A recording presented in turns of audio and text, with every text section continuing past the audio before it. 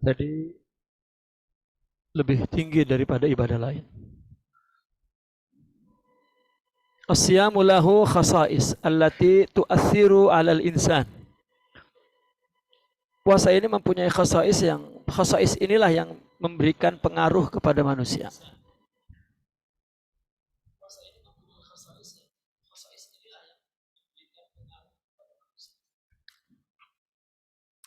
Fi tazkiyati nafsi wa tasfiyatil qalbi wa tahzibil akhlaq. Dalam mensucikan jiwa, menjernihkan hati dan mendidik akhlak. Khasais inilah wahiyya junnah. Khasais inilah sebagai benteng. Wahisnun. Ya. Junnah itu perisai, hisnun itu benteng. Biha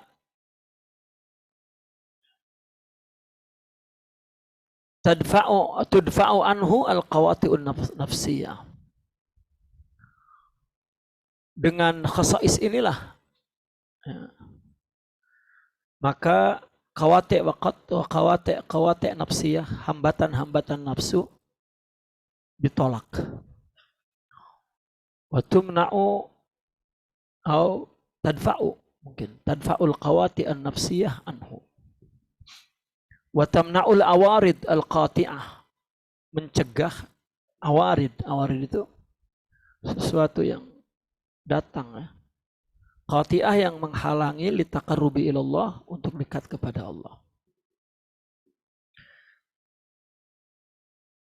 Ada apa di dalam Ramadan itu, di dalam puasa itu ya, yang menjadi begitu istimewa? Perbuatan apa puasa itu sebetulnya yang menjadi istimewa, atau apa keistimewaan puasa?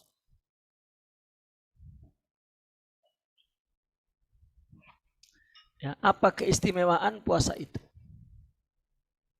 Fa idza fa'ala dzalika faqad istaghala bitazkiyati wa tahzib.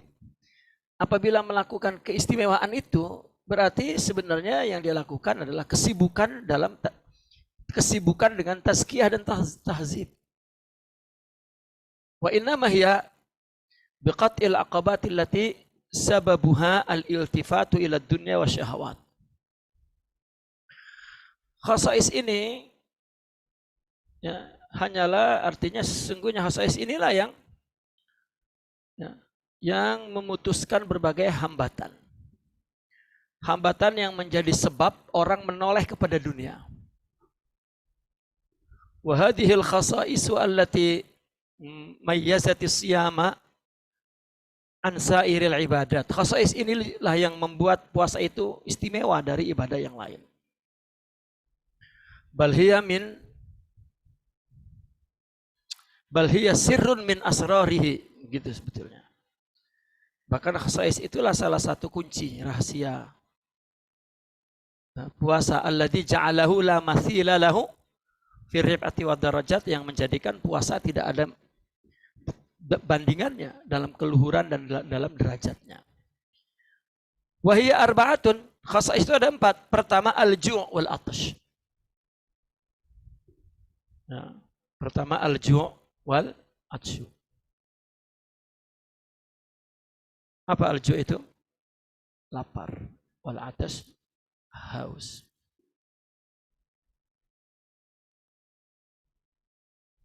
Anna min ahammi khasa'is siyami al-ju' wal 'atash. Salah satu keistimewaan puasa yang paling penting adalah al-ju' wal 'atash. Kamu pelajar ketika mengaji itu tengok kitabnya ya, jangan tengok muka saya ya, tengok kitab. Tengok kitab dan terus ikuti pembacaan saya itu ya. Jangan kamu tulis terjemahannya kalau kamu tahu ya. Kalau kamu dapat menghafal, jangan kamu tulis. Kalau kamu kira-kira takut lupa dan kamu pastikan itu akan lupa, tulis.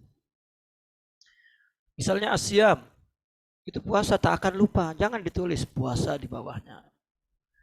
Ya. nanti jadi bodoh. Ya. Jadi yang tidak tahu baru tulis. Kalau yang tahu dan antum dapat ingat, tahu. Seperti bahasa Arab as-sholah, apa artinya? Lupa tak? Nah, jangan ditulis sholat di bawahnya, jangan. Allati apa artinya? Alladzi apa artinya? Hum. Nah, seperti itu, jika kamu pasti seperti itu, ingatnya jangan ditulis. Nanti ya, ketika kamu tidak tahu satu kata tuh, kamu tulis terjemahannya karena kamu tak tahu. Kamu tulis sambil menulis sambil mengingatkan bahwa ini ya, kalimat ini artinya adalah ini. Jika jumpa satu kali lagi nanti tak perlu ditulis karena sudah pernah. Jadi ya, mengaji betul-betul apa intibah itu? Apa intibah itu? Penuh perhatian ya. Perhatian. Ikuti maknanya. Jangan pergi kemana-mana pikirannya. Orang ngaji itu ya, kalau apa ini atap runtuh pun jangan menoleh. Ini ada yang bergerak menoleh, tak boleh ngaji. Ya, terus ke sini. Ya, meskipun di depan ada yang jatuh jungkir balik gitu, ya, anggap tak ada. Istighraq fil ilm, ya, tenggelam dalam ilmu, jangan pikir benda lain. Ini ada suara, tengok itu setan semua tuh pengganggu. Ya, maka antum jangan terganggu oleh apapun ketika ngaji tuh. Ya.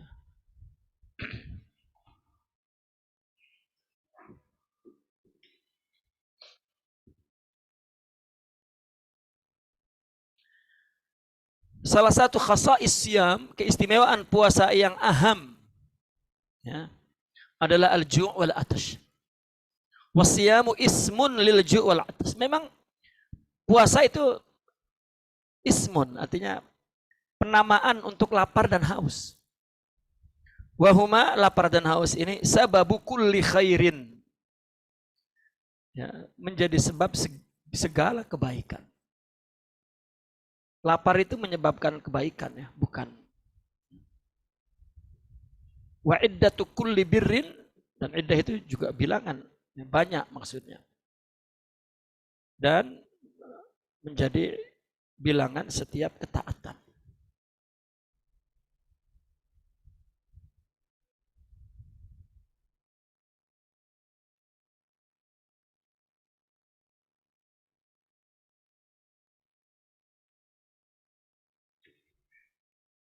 Wabihima, dan dengan lapar dan haus ini yang kusuk damul qalbi. Darah di dalam jantung itu menjadi berkurang. Fayabidu nisbiyan. Ya. Mengurangi aliran darah itu ke jantung. Sehingga membuat hati agak sedikit memucat. Fayabidu nisbiyan. Maka wajah menjadi putih. Wa fi bayadhihi, dan di dalam pucatnya wajah itu nur, ada cahaya. Coba orang lapar kan terus wajah jadi putih, pucat. Ya, dan itu cahaya. Sama pucatnya. Wabihima, dan dengan haus dan dahaga itu juga yazhabu syahmul fuad, hilang lemak hati. Ya, dapat mengurangi lemak hati. Wa fi dhihabihi riqatuhu, dengan hilangnya lemak hati maka hati menjadi lembut. Riqatuh, lembut hati itu. Maka orang lapar mudah merasakan iba karena lembut. Kalau kenyang bikin hati keras, tidak punya perasaan iba. Ada iba ya? Iba. Perasaan kasih, sayang. Tak ada kata iba. Yalah, adalah iba. Betul kan? Melihat orang susah, ya melihat orang sedih terus kita jadi kasihan, iba. Iya kan, ada iba. Itu orang lapar timbul rasa iba. Kalau orang kenyang tak. Maka ilustrasinya itu orang kenyang perutnya gendut kan. Orang perut gendut melihat ke bawah itu terhalang oleh perut. Itu sebab orang kalau perut gendut mesti begini. Nggak melihatnya ke atas saja tuh. Nggak melihat yang susah, yang sedih, yang ya, yang perlu, yang apa enggak. Tapi ketika lapar mesti membuat nunduk untuk mendongakkan kepala pun berat. Wah, berat karena lapar. Ya, maka postur tubuh pun akan berbentuk begitu, menunjukkan bahwa hatinya rendah. Ya. Wariqatuhu miftahu kulli khair. Kenapa tadi darah menjadi pucat apa semua? Itu secara fisik sebetulnya ada secara maknawi, ya, secara sifat di dalam tubuh rohani, bukan tubuh fisik. Dan hati yang lembut itu kunci segala kebaikan. Fa iza naqasa damul qalbi, apabila darah jantung itu berkurang, wa huwa makanun lil adu, dan hati itu tempat bagi musuh, maka aghlaqat turuqatihi minhu, ugliqat turuqatuhu minhu, ugliqat, maka ditutuplah jalan-jalan untuk musuh.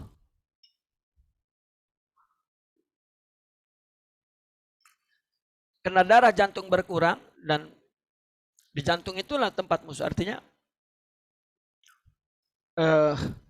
setan itu memang mau tembus ke hati. Ya, mau tembus ke hati, tetapi tidak ada jalan. Maka jalannya adalah panca indera. Mata, telinga, mulut, perut, parji, itu jalannya di situ. Ya, maka dibikin kenyang perutnya, hatinya yang itu. Matanya dibikin melihat yang haram, lama-lama hatinya gelap. Nah, baru dia masuk.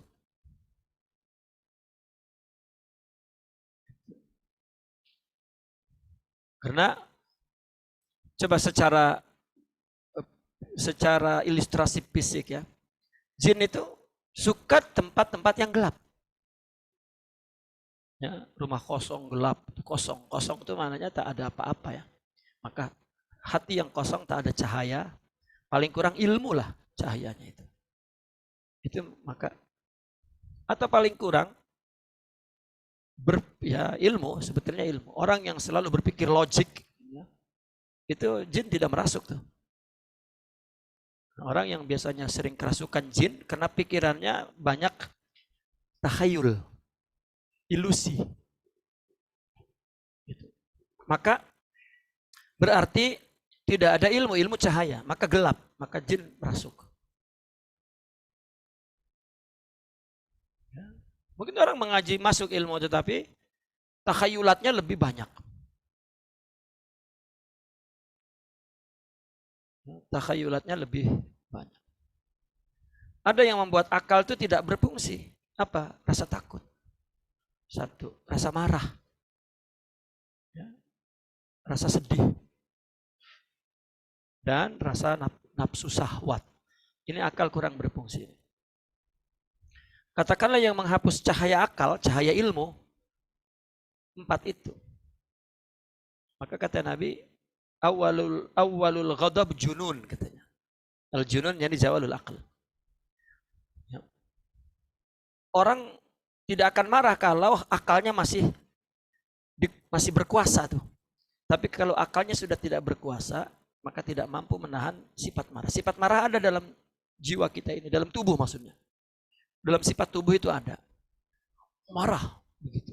Nah, kalau akalnya memang kosong dari ilmu dan kurang dilatih. Ya, kalau secara psikologi sosialnya keterampilan berpikir itu tidak kemahiran berpikir itu tidak dilatih. Maka mudah diredupkan oleh sifat-sifat zulumat, sifat-sifat kegelapan, yaitu nafsu, marah, takut. Gitu.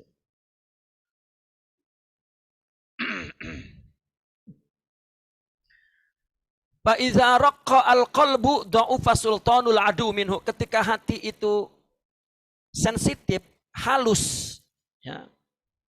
Hati menjadi lembut, maka dapat melemahkan kekuatan musuh yang menguasai hati.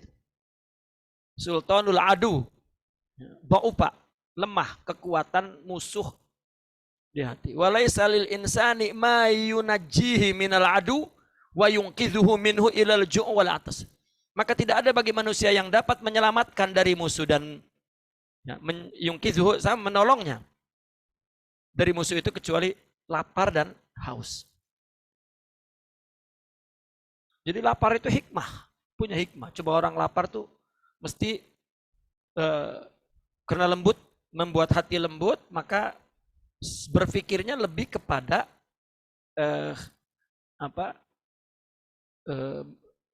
berpikirnya lebih kepada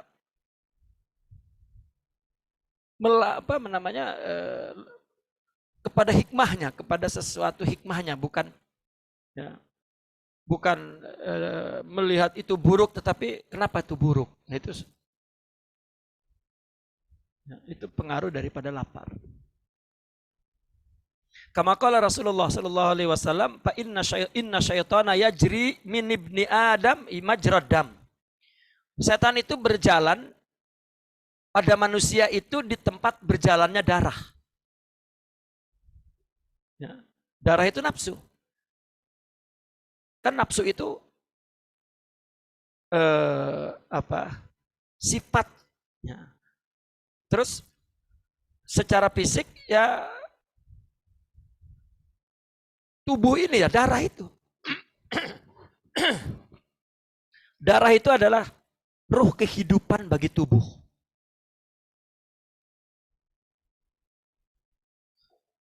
Dalam bahasa Arab, darah itu juga disebut nafsu. Di dalam fikih ketika mengatakan darah mengalir, nafsun sa'il. Sa'il mengalir, tahu? Sama dengan damun sa'il, itu nafsun sa'il. Darah. Karena identik. Diri kita ini ya darah. Ya. Gitu. Maka mengalir tuh. Darah itu ke seluruh tubuh. Jadi setan juga masuk ke situ karena yang menyebar ke seluruh tubuh darah, maka setan masuk di situ. Fadiqu majarihi, sempitkan jalannya setan bil ju'i wal atas, kata Nabi, dengan lapar dan haus. Puasa.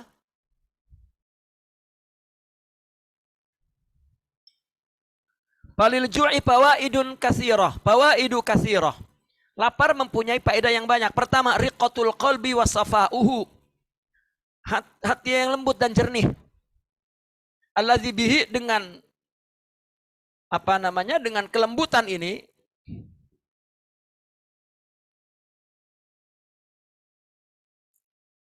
yatahayya al-idraki lazzatil musabarati wa ta'assur bi dzikri. Dengan lembut hati, ya, dengan jernih hati, yatahayya, bersedia.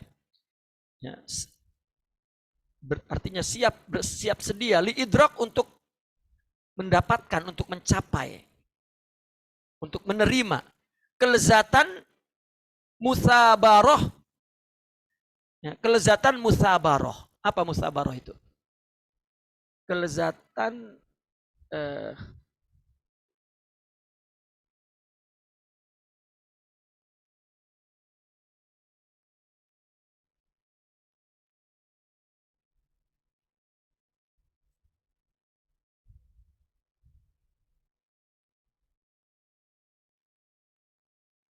musabarah itu sebenarnya ketekunan, ya.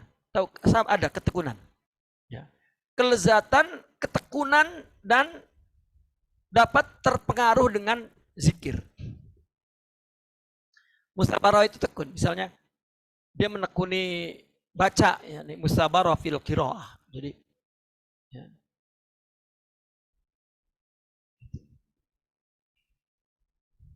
Karena kalau kenyang tidak dapat musabarah. Baca sedikit aja ngantuk. Ya. Tetapi kalau lapar dia baca, nah terus boleh tekun, boleh terus baca dan dia merasakan nikmat ya menekuninya itu. Ya, kelejatan, ketekunan gitu, musabarah itu. Ini kelejatan apa? Kebiasaan ya. Ketekunan. Dan efek dari zikir. Dan terkesan dengan zikir. Ketika dia nyebut la ilaha illallah terus ingat. Terus ada kesannya. Fakam min zikrin yajri ala lisan ma'a huduril qalbi walakinnal qalba la yatalazzazu bihi. Berapa banyak zikir yang mengalir di lidah, ilallah la ilaha illallah, dan hudur hatinya, tetapi hati tidak merasakan lezat. Kenapa? Karena mungkin kenyang. Wala yata'atsar, dan tidak terkesan, hatta ka'anna bainahu wa bainahu hijaban, seolah-olah antara dia dan zikir ada hijab. Apa? Min qaswatil qalbi. Ya, daripada qaswatul qalbi. Itu min qaswatil qalbi itu minnya min apa itu faedahnya itu? Siapa yang tahu? Nadim. Minnya min apa tuh? Hah? Min bayaniyah. Ya. Hijab min qaswatil qalbi atau ta'lil boleh. Karena qaswah hati. Ya, ka'annahu bainahu wa bainahu hijaban min qaswatil qalbi. Ya. Yang kedua, safaul qalbi wa iqadul qarihah. Menjernihkan hati dan meningkatkan kemampuan. Qarihah itu tangkasannya, kemampuan. Wa infazul basirah, dan menajamkan mata hati. Infaz itu tembus sebetulnya. Basirah itu mata batinnya tembus. Artinya firasatnya betul orang lapar itu. Ya, karena tidak ada, kalau secara fisik tidak ada lemak yang menutupi jantung itu. Ya, tidak ada lemak yang menutupi jantung itu, jadi menjadi lembut. Ya. Iya, lapar itu memang pengaruh kepada jantung fisik, jantung daging. Ya, juga kepada jantung maknawi, jantung rohani. Jantung rohani itu tidak ada bendanya ya. Ya, tapi tetap ruh mempunyai penglihatan, pendengaran tanpa telinga. Ya kan, malaikat tidak ada tubuh fisik. Ya. Tapi dia punya mata, punya artinya dapat melihat, dapat mendengar, bukan mata. Kalau mata kan zatnya. Sifatnya kan melihat. Ya, dapat melihat, dapat mendengar, ya, dapat berpikir. Gitu. Kenapa dikatakan malaikat tidak punya nafsu? Tidak punya tubuh. Tidak punya tubuh fisik. Ya, maka punya mata batin disebutnya. Kalau kita karena ada tubuh fisik ini, benda ini, maka disebut pendengaran batin, mata batin, bicara batin, ya toh, berpikir batin, akal batin begitu. Ketika orang sufi mengatakan jangan menggunakan akal, itu adalah akal zahir. Tapi akal batin ada. Fa inna syab'a yurisul baladah. Karena kenyang dapat menyebabkan bebal. Apa bebal? Sama, ada bebal. Ya, benak. Bengap. Bodoh. Ya. Baladah ini apa ya? Lambat untuk paham tuh. Biar diterangkan 100 kali juga. Itu. Ya. Susah nak tangkap. Itu sebab kenyang. Sebab kenyang. Wa yu'mil qalba, membuat hati buta. Wa yuksirul bukhar, dan memperbanyak uap dimag di otak. Ya. Ini yang buat ngantuk itu kenapa? Karena makan kenyang lalu uapnya naik ke otak. Maka gitu. Udah tak dapat diajak cakap tuh, dengar pun tak. Telinganya budak sudah dia. Dan otaknya sudah bebal. Syibhas sukar, seperti gula. Ya. Ya kan naik gulanya, naik karbohidratnya tuh. Ya. Karbo ya. Naik karena banyak makan. Ya. Hatta yahtawi ma'adinul fikri. Ya. Artinya menyeru angin yang di dalam otak itu memperbanyak uap. Ini disebut anginnya. Uap ada uap. Iyalah uap lah. Bukhar itu uap. Uap dalam otak yang menyerupakan gula. Ya. Hingga menguasai sel-sel otak. Ya, sehingga menguasai sel-sel otak. Fayuskilul qalba. Nah ini membuat hati berat. Bisa babihi dengan sebab itu. Ya, berat apa? Anil jaroyani fil afkar, untuk dapat berpikir. Untuk jaroyan itu artinya mengalirkan, mengaktifkan pikiran itu susah.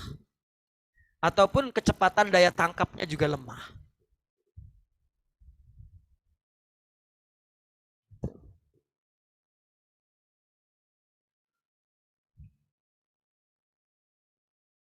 Terus yang ketiga, lapar itu al-inkisar. Ya. Membuat perasaan inkisar, hina. Apa inkisar itu? Merasa sedih. Inkisar itu sebetulnya sedih. Ya. Kenapa enggak huzun? Karena inkisar ini sedih yang positif. Seperti misalnya, karena lapar, ketika ketinggalan mengaji misalnya, sedih. Melihat orang berprestasi, dia tidak, sedih. Itu inkisar. Atau dia melakukan dosa, sedih. Mudah hatinya itu terkesan apabila dia melihat kelemahan dia, kekurangan dia, kesalahan dia, atau melihat orang lain lebih hebat. Itu kena efek daripada lapar. Kalau kenyang tak berpikir orang. Ya. Mau orang tuh berprestasi tinggi, dia bengong. Wazawalul batar wal farah. Dan juga serta dapat menghilangkan kesombongan dan farah, kegembiraan. Ya, tentunya maksudnya kegembiraan yang berlebihan. Wal asri, dan kejahatan. Allazi mabda'ut tughyan wal ghaflah. Ya, yang menjadi asas, ya, bukan asal, itu asas. Yang menjadi asas dari pembangkangan dan kelalaian terhadap Allah. Ya, lalai, lupa dengan Allah. Bahkan tughyan. Ya. Fala tankasirun nafsu. Hati pun tidak merasa hancur, nafsu pun tidak merasa hancur. Wala tuzallu bisyai'in, dan tidak dapat.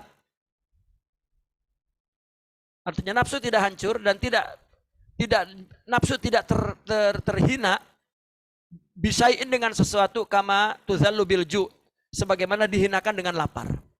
Kekuatan nafsu itu tidak akan merasa hina, artinya kalah, jatuh dengan apapun kecuali dengan lapar. Ketika dengan lapar, nafsu jadi jatuh. Maka orang yang menangkap mata-mata tuh, kan, supaya dia cakap, diapakan? Dilaparkan. Ya, dilaparkan, dihauskan, ya. Lalu ditunjuk air begitu. Cakap, buka rahasia. Ya. Boleh buka tuh rahasia. Fa'indahu taskunu li rabbiha wa takhsha'u lahu. Maka ketika lapar, ya, di saat lapar, nafsu akan merasa tenang dan tunduk kepada Tuhannya. Wa taqifu ala ajziha wa dhulliha. Ya. Dan nafsu akan merasa lemah dan hina. Wa ma lam yustahidil insanu zulla nafsihi wa ajzih la yara izzata maulahu wala qahrah. Selama manusia tidak menyaksikan kehinaan nafsu dan kelemahan nafsunya, kehinaan dirinya, kehinaan nafsunya dan kehinaan dirinya, ia tidak akan melihat keperkasaan, ya, dan kegagahan Allah, tidak. Orang jika lapar baru, ya Allah, baru dia. Ya, ilustrasinya begitu. Qala sallallahu alaihi wasallam, "Idza ju'ta tadarra'ta ilaika wa zakaratka." Sebentar. Idza ju'at tadarra'at ilaika wa zakaratka. Nah itu. Idza syabu'at syakaratka wa hamidatka. Artinya nafsu itu, jika dilaparkan maka nafsu itu akan tunduk kepadamu dan akan ingat kepadamu. Tapi jika nafsu dikenyangkan, dia akan memuji-mujimu dan bersyukur kepadamu. Bagus, bagus, kata nafsu. Tak tunduk.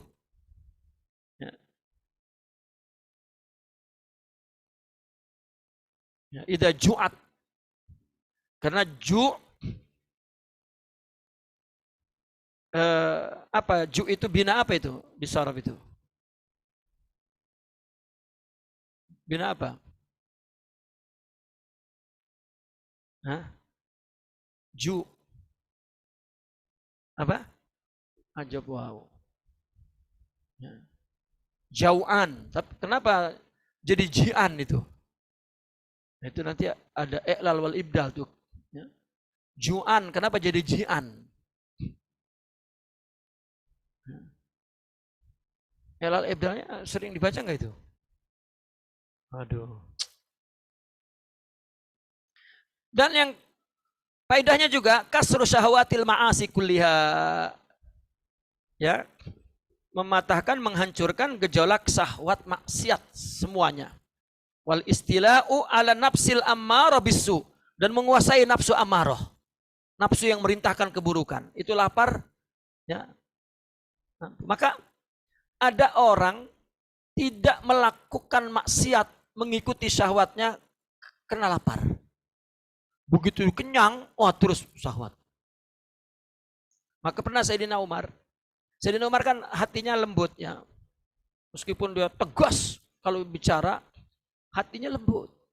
Dia melihat orang pakai baju makanya Sayyidina Umar ketika jadi khalifah dia pakai baju buruk sangat. Ya, karena dia tidak mau melihat orang ada yang lebih buruk dari dia. Dia akan iba. Maka dia, ya, dia hilangkan keibaan orang kepada, artinya dia tidak mau melihat orang yang lebih iba kecuali dirinya agar adil. Karena dikenal kan beliau orang yang adil. Ya. Jika ada lihat orang kelihatan jalan melamun saja sudah dikasih uang tuh oleh Sayyidina Umar. Kenapa dia jalan macam melamun, sedih, panggil terus dibagi uang. Suatu ketika ada orang pakaian, ya, anak muda pakaiannya robek-robek, tak pakai slipper, ya, kelihatan kakinya pun, telapak kakinya tuh kasar, kelihatan orang susah. Tiba-tiba Sayyidina Umar memandang, tapi bukan dengan muka kasihan, ya, seperti muka yang tidak suka. Maka sahabat bertanya, kenapa sekarang kau tidak iba kepadanya, tidak memberi kepadanya? Lah, kalau aku beri saja dia maksiat. Kata beliau, terkadang miskin Itu yang menolong dia daripada murka Allah. Ya, kalau aku kasih saja harta, artinya dicukupkan oleh Sayyidina Umar sebagai khalifah, maka dia akan maksiat. Ya. Fa inna man sya'al ma'asi ya kullaha asyahawatu wal quwa. Sesungguhnya sumber tumbuhnya maksiat semuanya syahwat dan kekuatan tubuh. Wa madatul quwa wa syahwat la mahalata al at'imatu. Dan benda yang membuat kuat dan syahwat maka tidak ayal lagi yaitu makanan. Fatakliluha ya yad'afu kulla syahawati wal quwwati, ada al di situ. Maka mengurangi makanan melemahkan syahwat dan kekuatan tubuh. Wa hadhihi min akbaril fawaid, inilah faedah yang paling besar. Walidzalika qila, oleh karena itu orang-orang sufi mengatakan al-ju'u khizanatun min khazainillah. Lapar itu diumpamakan seperti apa khizanah itu? Peti ya. Brankas. Ya. Brankas Allah artinya yang isinya hikmah, isinya cahaya. Ya. Wa aqallu ma yandafi'u bil ju' syahwatul kalam. Ya. Paling kurang yang dapat tertolak dengan sebab lapar syahwat cakap. Orang lapar itu tak mau cakap. Ya, ajak cakap. Ya udahlah. Udah begitu aja lah, saya ikut saja lah. Kena lapar.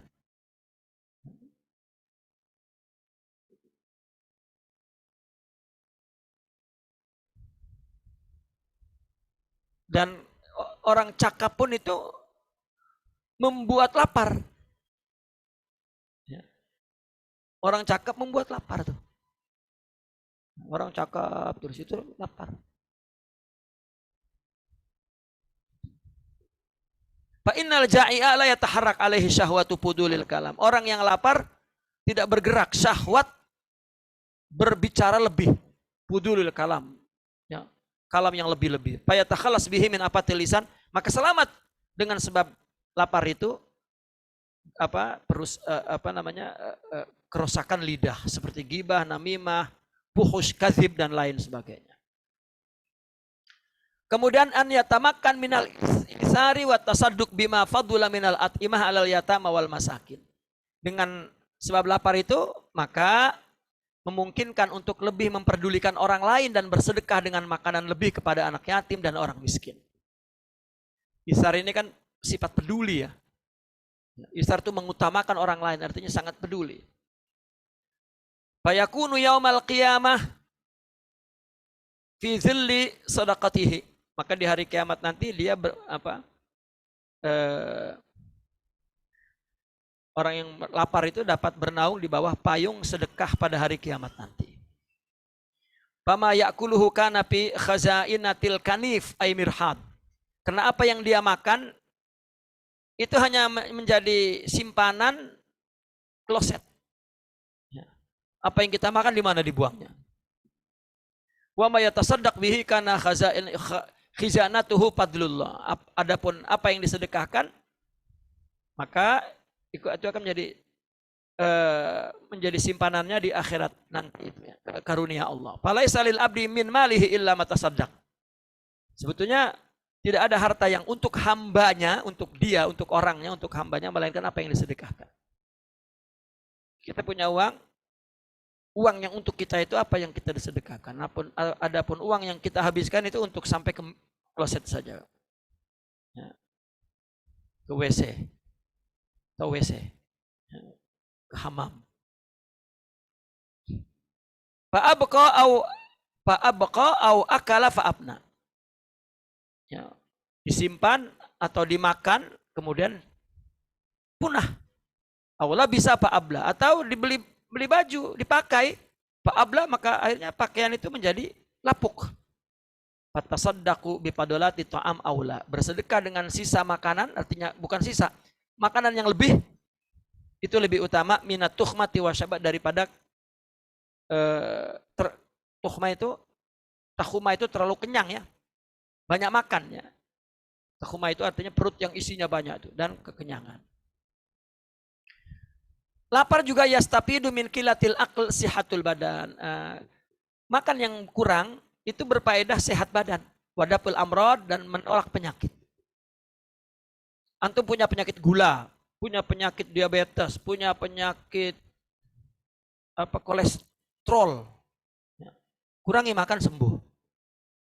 Karena makan itu, lapar itu asalnya emang tubuh kita ini kosong, bukan begitu lahir terus kenyang, tidak.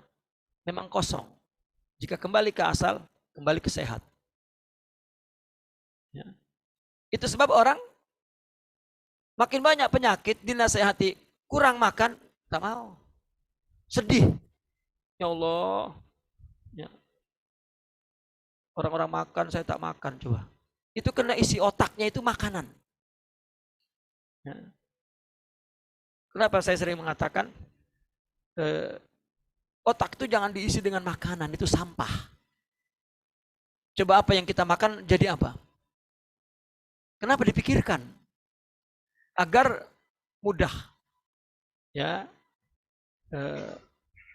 melupakannya, meninggalkannya. Karena kemenangan orang Islam, sejarah mencatat di lapar. Silakan kamu baca sejarah Islam. Terjadi peperangan. Di mana umat Islam selalu menang? Jika perang di bulan puasa. Orang kafir mengandang, wah ini sekarang dia tengah-tengah lapar, kita serang. Rupanya, ya tidak. Justru kekenyangan tuh, coba kamu main sepak bola kalau kenyang, boleh lari? Tak boleh. Tapi kalau lapar kencang, kuda ketika mau diajak lomba itu dilaparkan, tahu?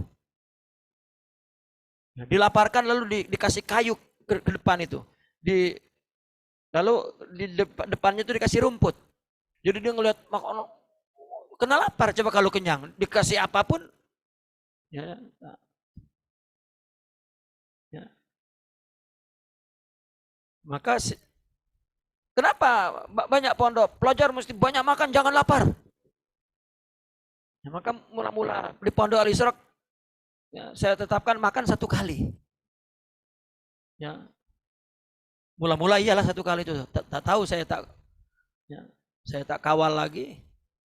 6 kali jangan-jangan santri makan.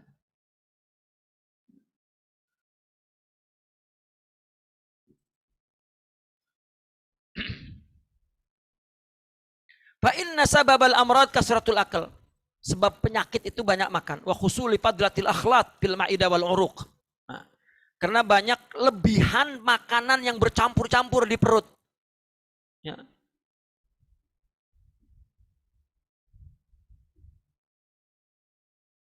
Di lambung itu, di perut itu, lambung itu dan di urat-urat. Summa al-marid yamna'u minal ibadat, sakit mencegah dari ibadah. Wa yusawisul qalba, ya. Dan dan dapat mengganggu konsentrasi hati. Wa yamna'u minaz zikri wal fikir, mencegah untuk berzikir dan berfikir. Orang kenyang susah berpikir. Wa yunqisul 'ish, dan mengacaukan kehidupan. Wa yahuju ilal fasdi wal hijama, maka perlu dipasdu dan dihijama. Wadawa wa tabib, perlu obat, perlu dokter. Wa kullu dzalika yahtaju ila ma'unin wa nafaqatin, dan itu perlu biaya. La yakhlul insanu minha ba'da ta'ab an anwa'il minal ma'asi wa iqtihami syahwat. Ya. Dan tidak dapat dihindari oleh setiap orang, padahal dirinya sendiri ya telah lelah dari berbagai macam maksiat dan menuruti gejolak nafsu, namun dengan rasa lapar ya, wafil ju' ma yamna'u dzalika kullu, dengan lapar itulah semua dapat tercegah. Sudah maksiatnya letih ya, maka itulah lapar itu ya. Hatta orang-orang sufi mengaku, ma akhadtu hadzal ilm, ma akhadna hadzal ilm bil qil wal qal. Ilmu tasawuf itu tidak didapatkan melalui ngaji. Walakin akhadna bil ju'. Karena tasawuf adalah melembutkan hati. Dan yang membuat keras hati itu nafsu. Nafsu itu adalah sifat tubuh. Tubuh itu makan. Maka makan jalannya. Bukan dilaparkan sampai lapar ya. Sampai tak kuat bangun itu nyiksa. Ya, tapi qillah. Kemudian lapar juga daf'un naum wa dawamus sahar. Menolak ngantuk, menolak tidur. Fa inna man syabu'a syaruba katsiran. Orang yang lapar kenyang banyak minum. Wa man kasura syarubuhu kasura naumuhu. Banyak minum, banyak tidurnya. Wali ajli dzalika kana ba'du syuyukh yaqulu inda khuduri ta'am. Oleh karena itu sebagian syekh ketika disediakan makanan, ketika datang makanan, ma'asiral muridin. La ta'kulu katsiran fatashrabu katsiran fatarqudu katsiran fatakhsaru katsiran. Wahai para murid, jangan banyak makan, nanti kamu banyak minum, maka kamu banyak tidur, banyak rugi. Wa ajma'a ra'yu sab'ina siddiqan ala anna kasratan naum min kasratis syurb wa fi kasratin naum dia'ul umri wa fautut tahajjud. Sepakat 70 wali itu bahwa banyak tidur disebabkan banyak minum dan banyak tidur itu menyanyiakan hidup umur dan juga luput tahajud. Wa baladatut taba dan membuat karakter menjadi balit. Wa qasawatul qalbi dan hati keras. Wal umru anfasul jawahir, sedangkan hidup umur itu adalah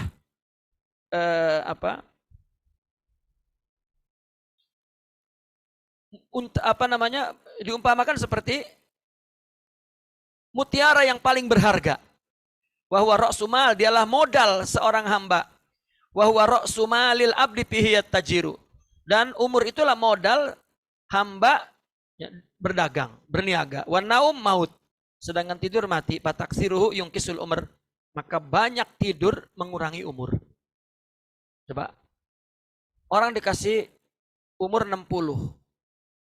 Kalau kehidupan itu dibagi 3, satu hari itu tidur 8 jam, maka umur 60 itu 20 tahun sudah hilang, gak ada kehidupan. Karena tidur itu kan akhul maut. Tidur itu saudaranya mati. Ya, 20 tahun, 60 tahun, 20 tahun. Kalau 30 tahun, 10 tahun hilang.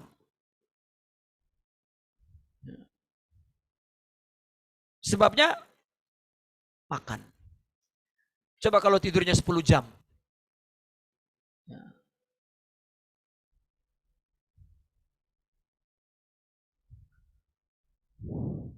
Yang kedua as-samat. Yang kedua keistimewaan puasa diam. Wa fis samti salamah. Di dalam diam itu ada keselamatan. Nabi bersabda, man samata najah, orang yang diam selamat. Kita jangan mengikuti syahwatul kalam, nak cakap. Diam saja, selamat. Ya, meskipun ini benar. Ya. Karena mungkin kebenaran diucapkan dengan syahwatul kalam jadi tak benar. Tapi kalau memang dia sudah tidak ada syahwatnya ketika bicara, ya, dia boleh mengawal pilihan katanya. Ya. Wasamtu yunawwiru al-aqla wa yu'allimul wara wa yajlibu taqwa. Diam membuat akal bercahaya, menerangi akal, menyinari akal, dan mengajarkan wara, menuntun wara. Artinya yu'allim itu bagaimana mengetahui wara itu lapar. Ketika lapar maka condong ke wara. Dan menarik takwa. Wabihi, dan dengan lapar, diam maksud saya. Ya, diam itu menyinari akal, dan diam itu juga menuntun wara dan menarik takwa. Dengan diam, yuzhirullahu lil abdi ta'wila as-sahih. Maka dengan diam Allah akan menjahirkan untuk hamba takwil yang sahih, memunculkan takwil yang benar, paham yang benar, interpretasi yang benar, penafsiran yang benar. Wal ilma rajih, dan ilmu yang benar. Wa yukhrijuhu minaz zulumati fudulihi, dan mengeluarkan dia dari kegelapan pudul. Ya, pudul apa? Pudulul kalam. Ya. Menyelamatkan dia dari jurang keingintahuan itu. Ya. Wa yuwafiquhu bi athari samti lil qauli sadid, dan diberikan pertolongan oleh Allah dengan sebab diam, dengan kesan diam itu kepada perkataan yang benar. Jadi orang diam ya bisa menyenerangi pikiran untuk melihat, memilih, mendapatkan perkataan yang tepat untuk diucapkan. Diam, karena kalau banyak cakap sebetulnya syahwat.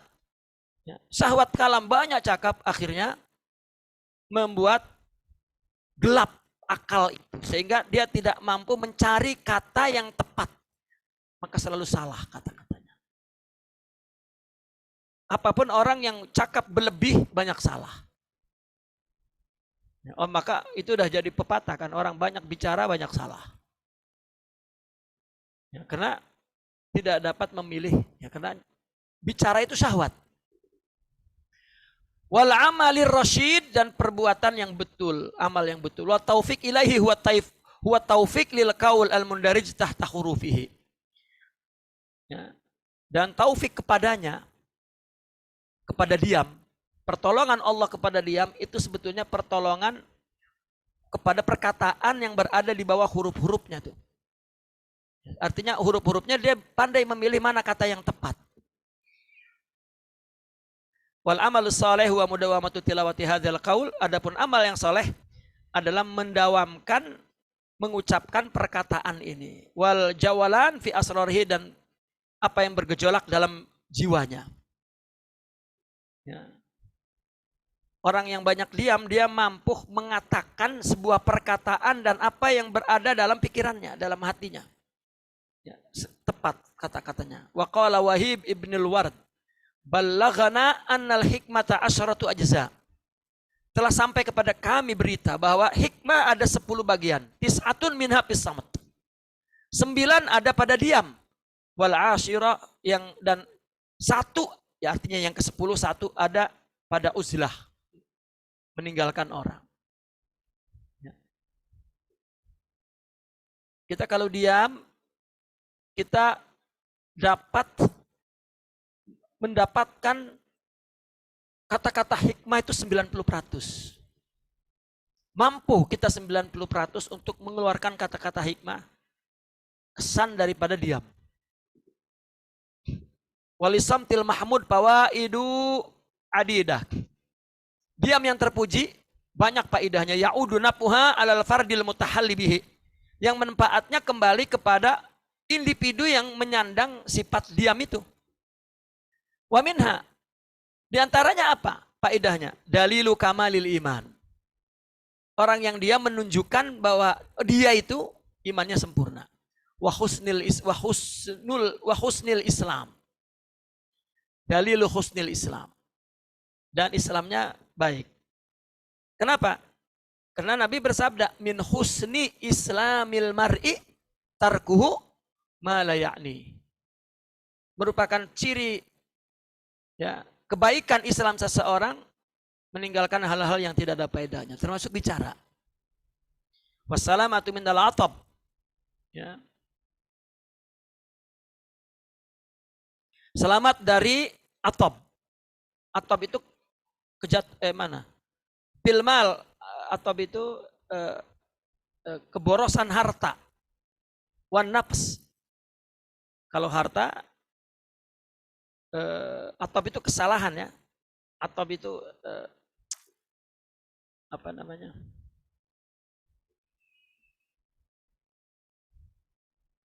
Hancur, kerusakan, kerugian, ya. Kerusakan lah, kerusakan harta, kerusakan diri, kerusakan kehormatan.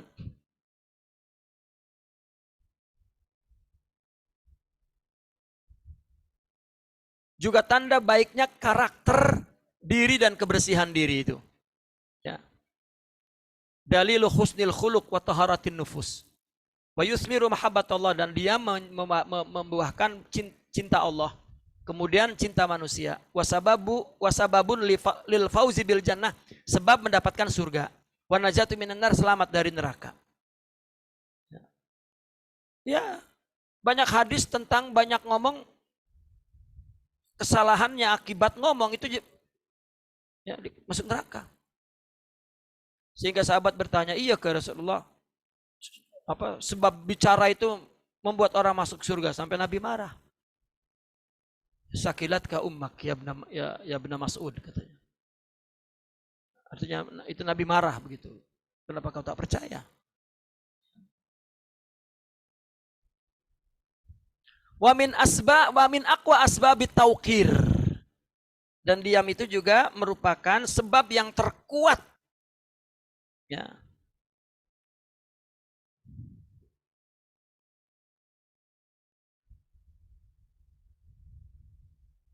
Sebab yang terkuat untuk taukir. Apa taukir itu?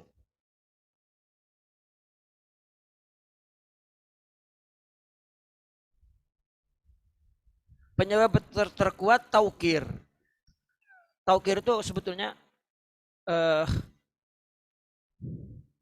sopan santun ya, sopan santun. Membuat dia dapat menghormati orang lain, itu taukir. Wadalilun al-hikmah, menunjukkan hikmah. Wada'iyatun lissalamati minal laghat, dan motif untuk selamat dari laghat. Ya, laghat itu bicara yang salah. Ya, laghat itu lahan. Ya. Banyak diam membuat dia selamat dari kesalahan bicara. Wa yajma' lil insani lubbah, dan dapat menghimpun ya, menghimpun hati manusia. Artinya menghimpun hati itu wa yajma'u lil insani lubbah. Ya. Lub itu hatinya, pikirannya. Gitu. Jadi tidak buyar, tidak pecah pikirannya, hatinya itu. Wal farag lil fikri wa dzikri wal ibadah, dan boleh konsentrasi untuk berfikir, zikir dan ibadah. Wa jam'ul ham wa dawamil wiqar. Ya. Dan juga dapat menyelamatkan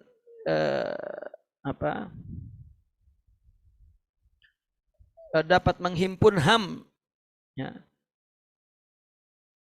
mengumpulkan konsentrasi, menghimpunkan konsentrasi dan mempertahankan kehormatan.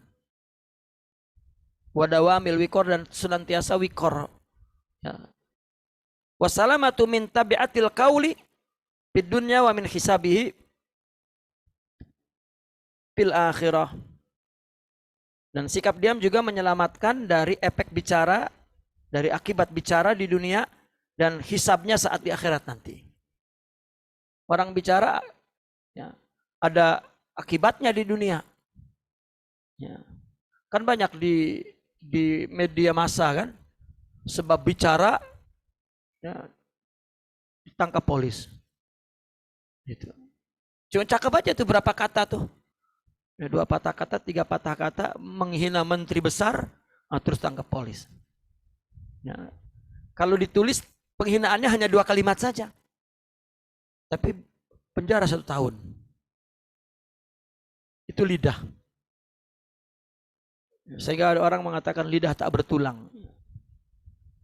Ya. Tak pentinglah tulang atau tidak bertulang, memang lidah tak bertulang lah. Ya. Menjaga lidah, menjaga hati.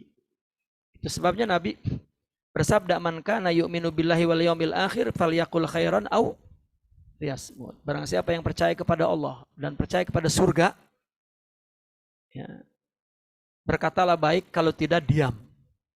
Man somata naja. Kita jangan bicara, kalau diam bagaimana kita melihat kemungkaran, kita diam saja. Ya, orang berkata, berdakwah, menegur, ya, itu perlu kata-kata yang dipilih agar penjelasannya tepat, benar. Ya. Kalau tidak, maka dia akan mengatakan apa saja. Dan tidak tepat pilihan katanya. Ya. Wala siyama fil mawaqifil lati yaduru fihal jidal wasira. Terlebih lagi pada situasi apa? Ya, yang terjadi di situ perdebatan. Wah, kalau sudah perdebatan kita lihat aja tuh orang semua cakap, wah kamu setan, wah, keluar. Ya, karena tidak ada tarbiyah untuk qillatul kalam. Wa yusaiduka ala ta'allumi husnil insat wal istima'. Dan dia menolongmu untuk belajar mendengar yang baik dan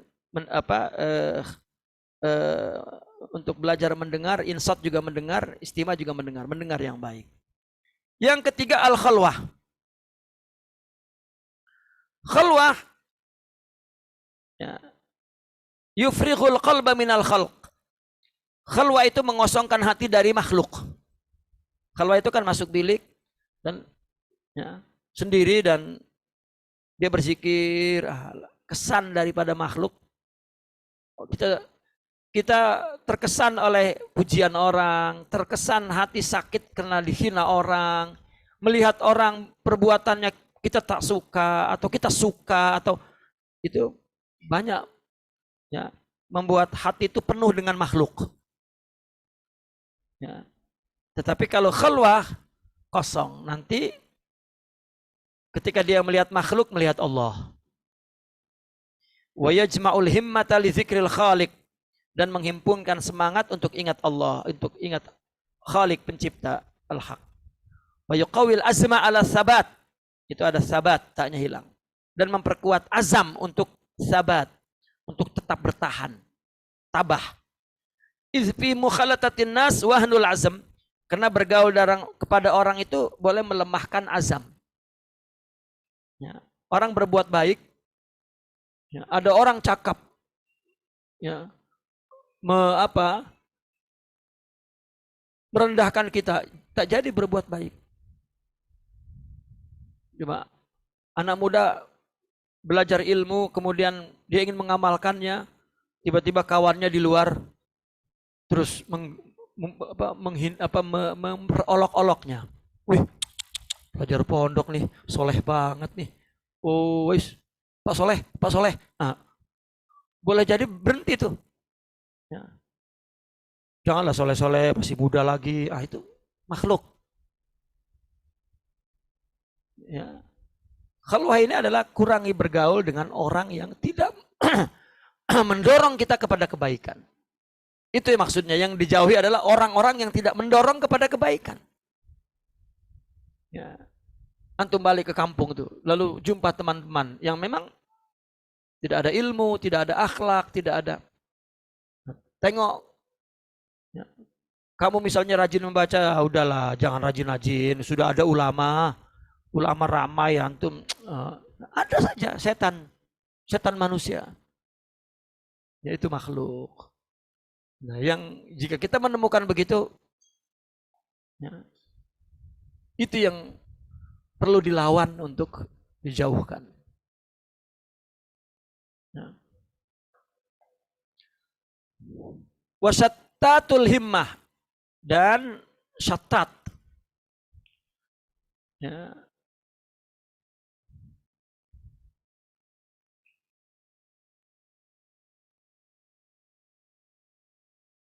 Memecahkan himmah itu semangat, ya. Konsentrasi, wada'fus sabat, dan melemahkan ketabahan, kesabatan. Wal khalwatu ruknun min arkanil wilayah. Khalwah itu adalah salah satu rukun kewalian. Wa sunnatul anbiya wa rusul, sunnah para nabi dan rasul. Li'annaha tud'iful afkar fi ajli aghradin nafas. Melemahkan pikiran tentang apa? Tentang ajil aghradin nafas.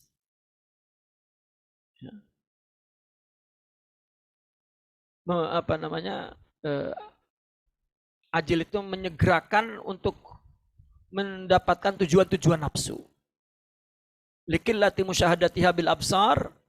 Kenapa? Karena mengurangi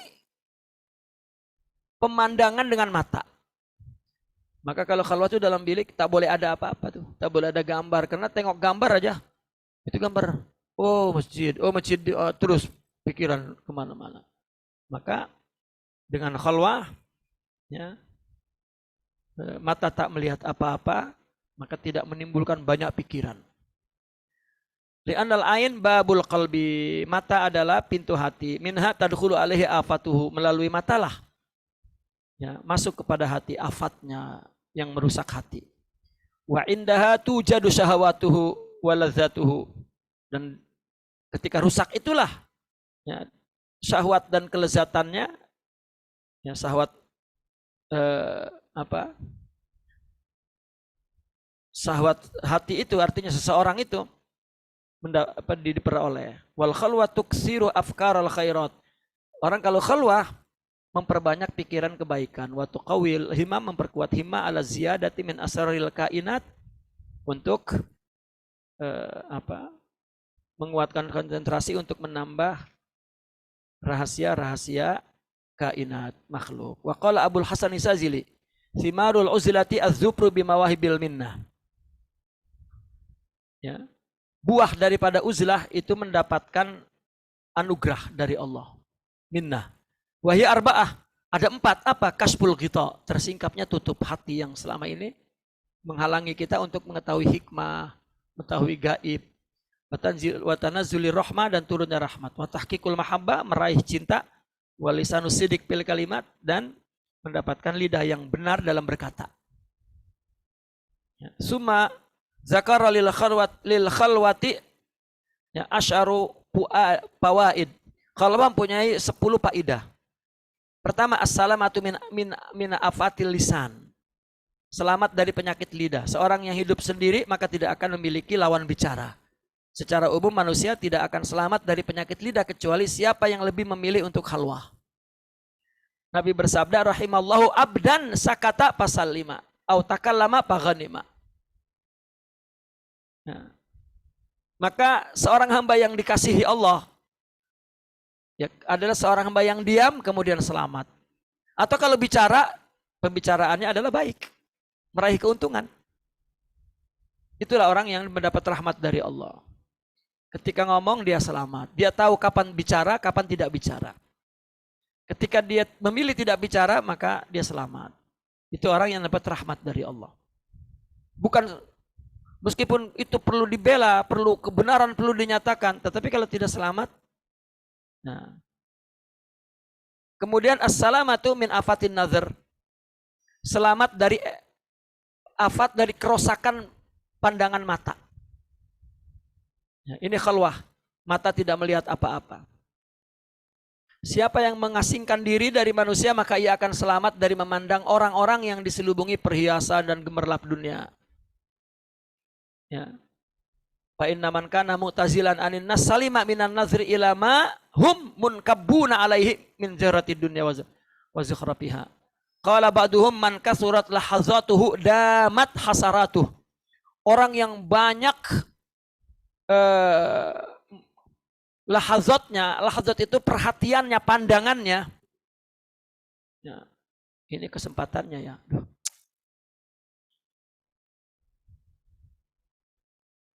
Orang yang banyak pandangannya, niscaya ia akan apa?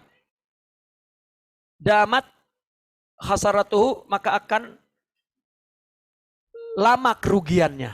Ya, akan lama. Orang yang banyak memperhatikan apa aja, melihat apa saja, maka banyak kerugiannya. Kemudian hifzul qalbi wa saunuhu anir riya wal mudahana. Uzlah menjaga hati dan melindungi dia dari riya dan mudahana, nifak, dan penyakit-penyakit lain. Kemudian husul zuhud di dunia. Ya, khalwah juga, uzlah juga memperoleh zuhud di dunia wal qanaah, daripada dunia. Wa fi dzalika syaraful abdi wa kamaluh. Ya, di dalam perkara itu merupakan kemuliaan dan kesempurnaan hamba. Assalamatu min suhbati al-asyrar wa mukhalatatil arzal. Dan uzlah juga menyelamatkan dia dari bersahabat kepada orang-orang buruk dan bercampur kepada orang-orang yang rendah akhlaknya. Wa fi mukhalatatihim fasadun azim. Bergaul kepada mereka yang buruk-buruk itu kerusakan agung. Khalwah juga at-tafarruq lil ibadah wa dzikir wal azmu ala taqwa wal bir. Ya, konsentrasi penuh kepada ibadah, zikir, dan azam untuk takwa dan ketaatan. Kemudian wujdanu halawati ta'ah, merasakan manisnya taat. Wa tamak kunu ladzizil munajat bi paraghi sirri. Dan kuat kelezatannya, yang merasa lezat munajah, doa itu, karena sirnya, jiwanya kosong. Ya. Qala Abu Talib al-Maki fi kutil qulub la yakunul muridu sadiqan hatta yajida bil khalwati minal halawah, ya, wan nasyati wal quwwati ma la yajiduhu fil alaniyah. Tidaklah seorang murid itu shadiq sehingga dia merasakan di dalam khalwanya ada kemanisan dan nasyat, ya, giat, rajin dan kuat yang tidak didapatkan pada pergaulan di tengah masyarakat. Ya. Rahatul qalbi wal badan, rehat hati dan fisik tuh. Fa inna fi mukhalatatin nas ma yujibu ta'ibal qalb. Bergaul kepada orang itu membawa hati letih. Sianatu nafsihi wa dinihi min ta'arrudil lisurur wal khusumati allati tujibuha al khiltah. Ya, ujlah juga menjaga dirinya, agamanya dari tertimpa keburukan dan permusuhan yang keburukan itu yang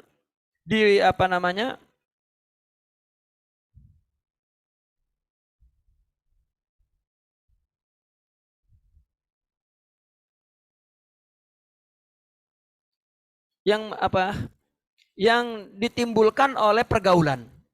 Tujibuha itu artinya diwarisi, diwajibkan oleh pergaulan. Pergaulan itu mesti mewajibkan dia kena keburukan dan kena permusuhan. At-tamakun min ibadati tafakkur wal i'tibar. Berkesempatan untuk beribadah dan tafakkur dan mengambil pelajaran. Itulah tujuan utama dari khalwah. Yang terakhir as-sahar. As-sahar ini adalah berjaga malam, ya. Berjaga malam. As-sahru yunawwirul qalba. Berjaga malam itu menerangi hati. Wa yusaffihi. Apa itu? Yunawwirul qalba, ya, wa yusaffihi min ghayahi bizzalam, dan menjernihkan hati dari selimut kegelapan. Wa yubarri'uhu an mukhalatatil awam, dan menyelamatkan dia dari pergaulan orang awam. Karena kalau malam-malam itu orang awam pada tidur, dia bangun malam. Ya, selamat dari bergaul dengan orang awam. Wa pistinaratihi bisahar alal azkaril qalbiyah muayanatul ghaib. Ya. Bersinarnya hati saat berjaga malam itu dengan zikir tapinya dapat menyaksikan hal-hal gaib. Ya.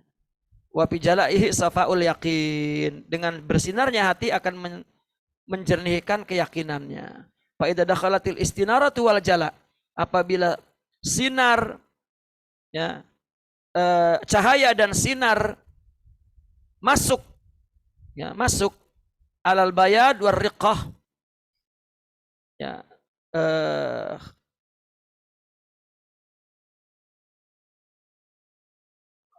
masuk ke dalam hati yang putih dan lembut, ya. Sara lil qalbi ka'annahu syamsun fi aujuhi fi aujiha, aujuj, ya, itu auj, fi aujiha. Maka seolah-olah hati itu seperti matahari, ya, dalam gelombangnya. Fayarul ghaib bil ghaib, maka dia melihat gaib dengan gaib. Artinya melihat sesuatu yang dibalik alam ini dengan hatinya. Hati kan gaib. Nah, inilah faedah-faedah, ya, keistimewaan yang ada pada puasa. Nah, yang terakhir saya baca terjemahannya aja. Semoga semua makna, hikmah dan rahasia yang telah dijelaskan di atas dapat meresap ke dalam hati kita.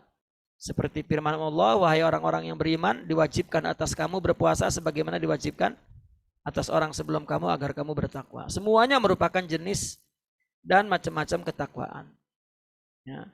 Ironisnya makna-makna tersebut menghilang dari mayoritas ahli ibadah puasa hingga menyebabkan ibadah puasa terasa berat untuk mereka. Terlihat kegusaran, ketakutan, kekhawatiran mereka.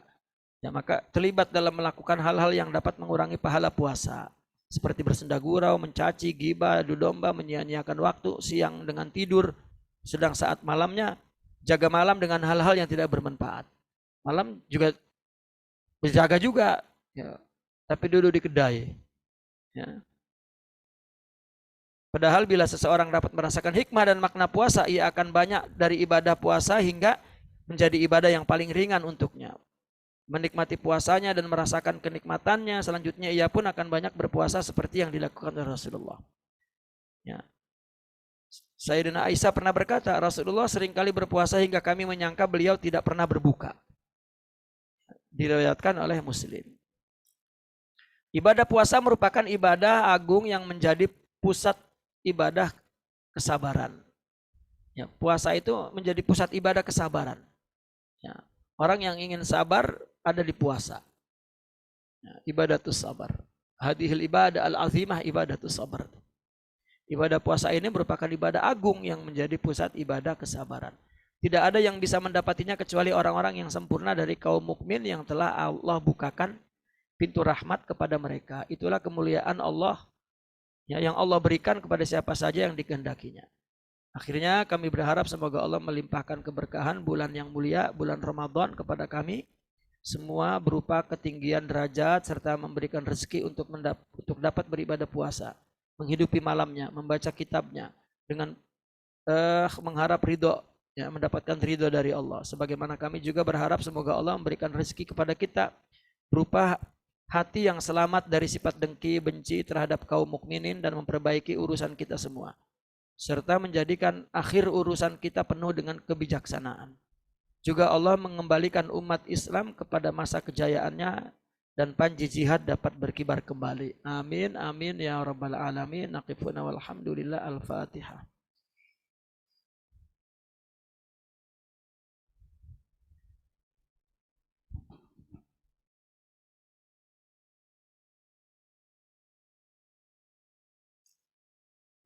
Saya buka soalan ya, ada soalan silakan, ada soalan.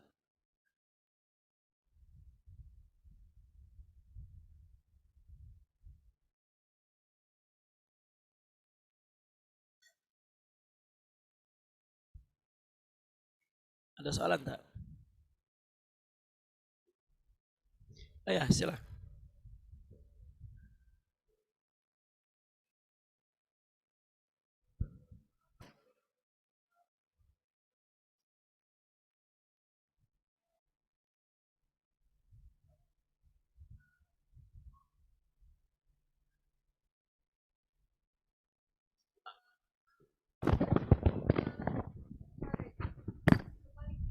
Paham, paham, paham. Istiqomah bukan berulang-ulang ya. Istiqomah maknanya bukan berulang-ulang. Kita sering memahami istiqomah itu maknanya rutin. Ya.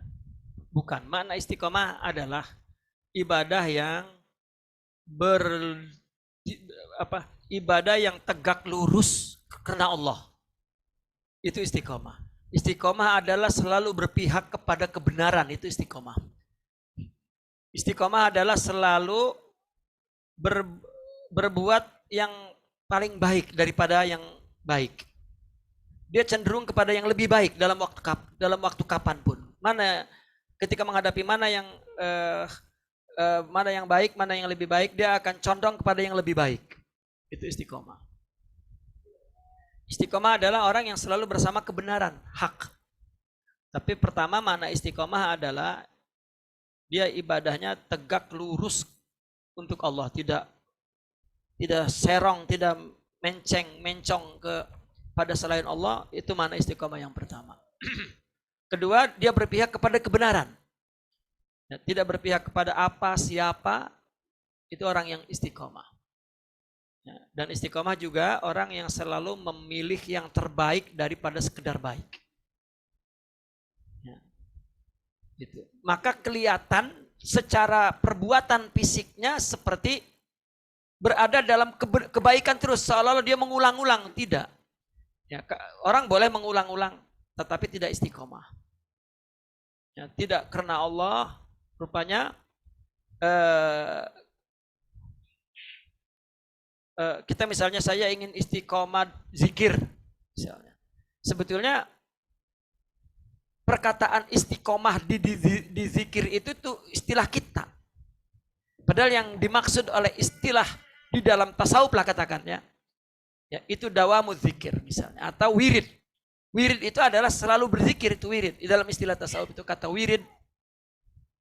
Ini yang dilakukan berulang-ulang. Ini juga kata wirid ini bukan hanya berulang-ulang zahir. Ya, berulang-ulang dan dia melakukannya karena Allah. Makna wirid itu ya artinya makna waroda itu terus berulang-ulang, tajaddud gitu. Artinya selalu baru dan lillah, karena Allah. Itu makna wirid. Misalnya saya ingin menjadikan ibadah saya setiap malam Jumat, ini bahasa kita, istiqomah baca Yasin gitu. Padahal dalam bahasa tasawuf disebutnya saya ingin menjadikan baca Yasin malam Jumat itu wirid saya. Jadi wirid itu adalah sesuatu yang terus dia baca ya taraddad berulang-ulang dan lillah karena Allah. Jadi kalau hanya sebatas berulang-ulang secara fisik, tidak ada istilahnya dalam tasawuf, karena tasawuf bukan bicara tentang fisik, bicara tentang hati semua. Ya. Nah, adapun istiqomah, pertama lillah. Ya, ini istiqomah. Kemudian dia selalu berpihak kepada kebenaran. Ya. Dia selalu bersama kebenaran. Yang ketiga, dia selalu memilih mana yang lebih baik. Ya. Dia cenderung kepada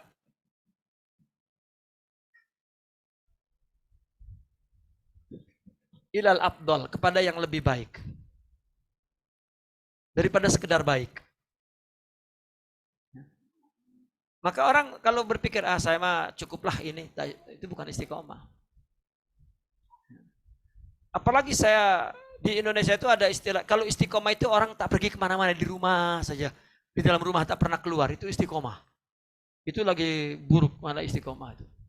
Kata saya itu bukan istiqomah, itu orang yang stroke. Oh, dia istiqomah tak pernah pergi kemana-mana. Oh, ya. Atau tak punya kos untuk pergi itu. Jadi ya, istiqomah betul. Ya, istiqomah tidak ada kaitannya kepada berulang-ulang secara fisikal. Namun orang yang selalu karena Allah memang tak pernah tinggal.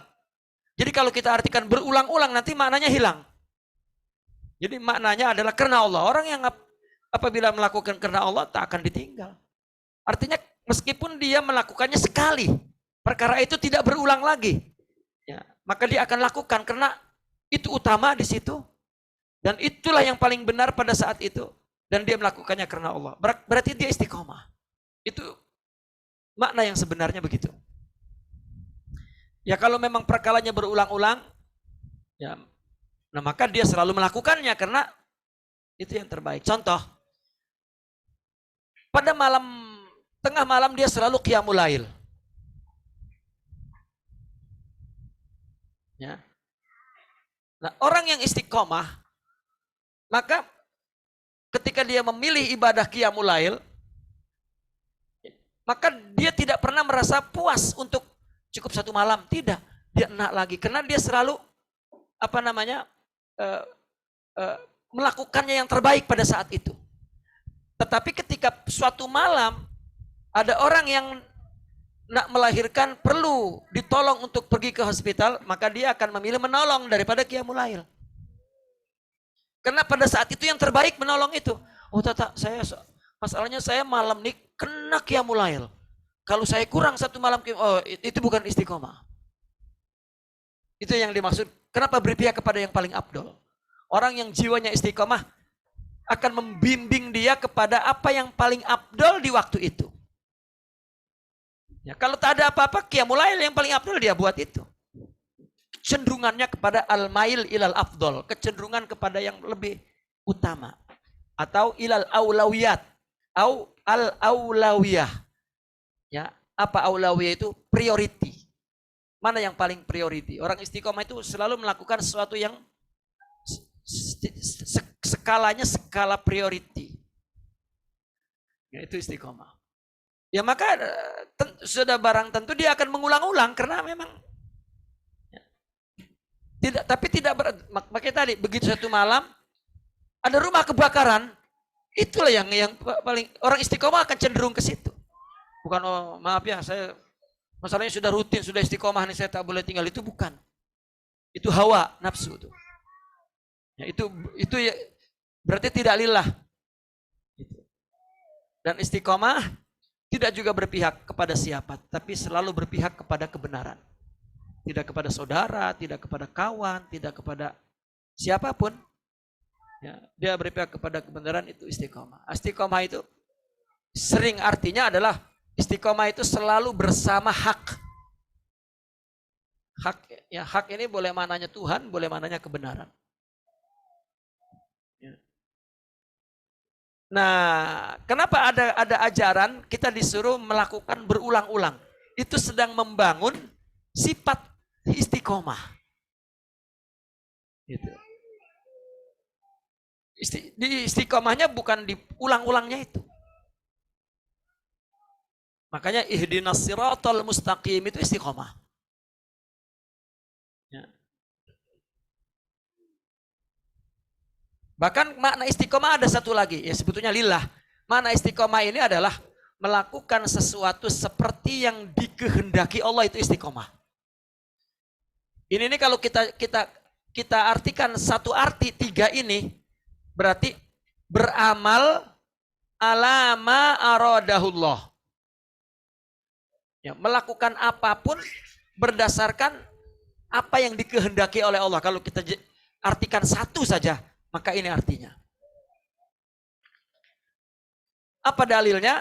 Allah berfirman kepada Rasulullah, "Fastaqim kama umirt."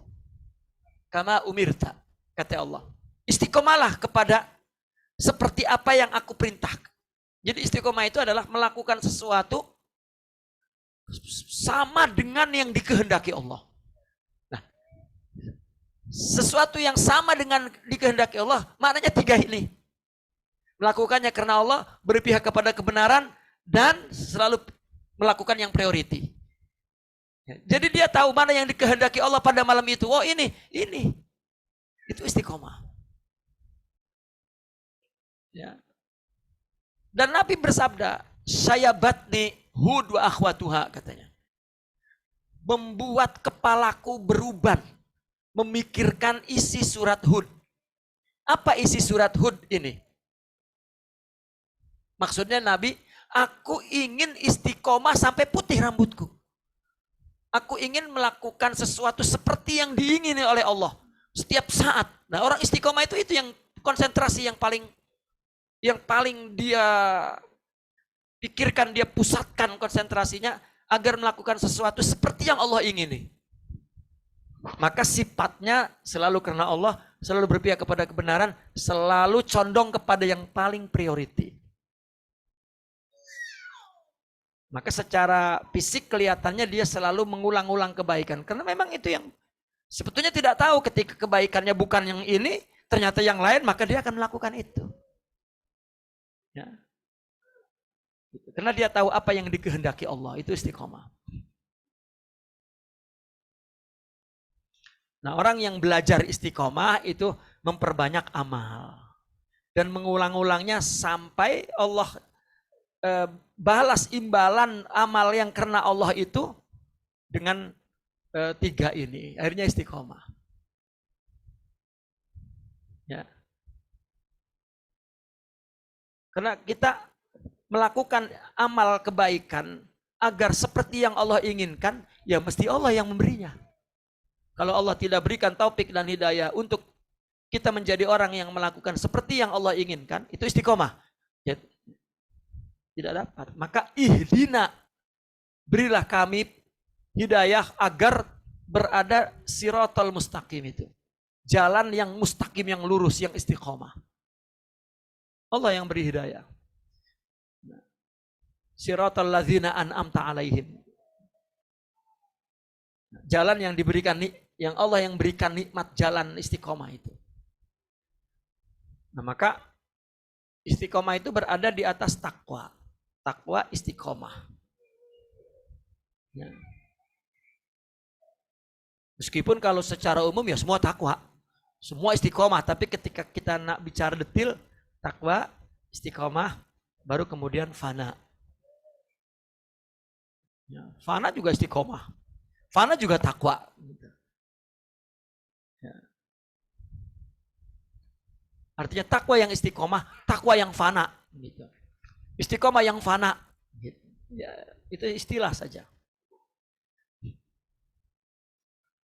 Ya, ada lagi soalan?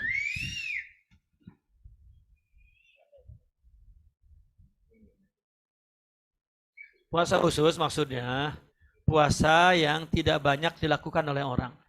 Ya, bulan Ramadan 1 miliar orang Islam semua menahan makan, menahan minum, menahan jima. Itu kan umum namanya. Ada yang tidak semua, hanya orang-orang tertentu. Itu khusus. Adalah orang yang puasa di bulan Ramadan, ya, juga dia menahan hawa nafsu. Itu khusus. Khusus itu menunjukkan tidak ramai. Sedikit. Terus ada khasul khawas, lebih sedikit lagi. Sebetulnya untuk seperti piramida begitu. Begini penjelasannya. Ini am, ini khusus, ini khasul khusus misalnya atau khawasul khawas. Menunjukkan ini lebih sedikit, ya ini ya agak sedikit, ini yang terbanyak. Gitu. Itu tingkatannya. Tetapi perkara puasa, ya, yang khusus pun tetap sama puasa ini. Kenapa dikatakan umum? Ya.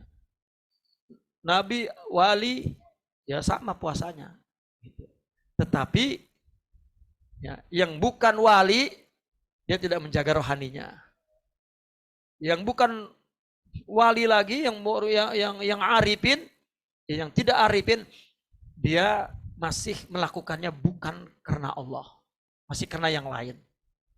Ya. Jadi ini untuk menunjukkan bahwa ketika dia melakukan amal yang sama, ya, tapi ini gambaran rohani bukan syariat. Bukan ada puasa khusus, ya, bulan Ramadan dia tetap makan karena dia puasa khusus, itu makan puasa umum, bukan begitu. Ya, atau sholat khusus itu bukan sholat 5 waktu, sholat 5 waktu itu sholat awam. Jadi saya sudah tidak sholat, akhirnya kan begitu pemahamannya. Bukan. Ya. Tingkatan rohani. Makanya kemarin saya terangkan bahwa orang sufi punya istilah, yang istilah itu diambil dari semangat ibadah. Artinya, dia kurang makan kalau puasa, di puasa, kurang minum, kurang bicara, bukan hanya ketika puasa. Semangat keistimewaan puasa itu juga dibawa ke dalam kehidupan sehari-hari. Lalu dia berikan istilah-istilah yang khusus untuk amalan rohani itu, amalan orang sufi lah. Dan bukan dia mengambil dari mana-mana, tetap yang disebut asrarul ibadah, rahasia ibadah. Apa lagi?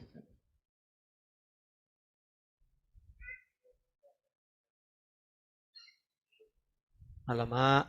Nah, mana lebih baik, mana yang lebih aman. Nah, sekarang ngomong kita cakap mana lebih baik. Ya, sholat dalam rumah, tapi setiap hari berada di mall. Lebih baik ke masjid daripada ke mall.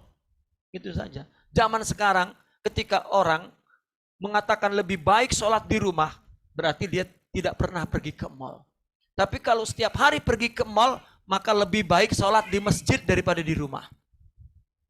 Hadis itu dhaif dan kemudian maknanya juga bukan letterlek seperti itu. Ya, karena mana afdol itu hanya ada pada khasais tertentu. Coba kumpulkan hadis yang berbicara tentang abdoliyat. Mesti berbeda-beda. Jadi kalau digeneralisir kepada orang yang berbeda dan kepada situasi yang berbeda, wah bahaya. Itulah perlu istiqomah tuh orang tuh. Ya. Di zaman dunia tidak aman, maka sholat di rumah menjadi lebih abdol. Tapi di zaman situasi yang aman, ya orang sekarang malam perempuan boleh naik kereta, naik ya, aman kan? Lalu tiba-tiba sholat di rumah abdol. Ya. Jika bicara abdol, ya itu berkaitan dengan saksiyah, zaman dan makan, tempat dan waktu. Itu jika bicara abdol. Ya.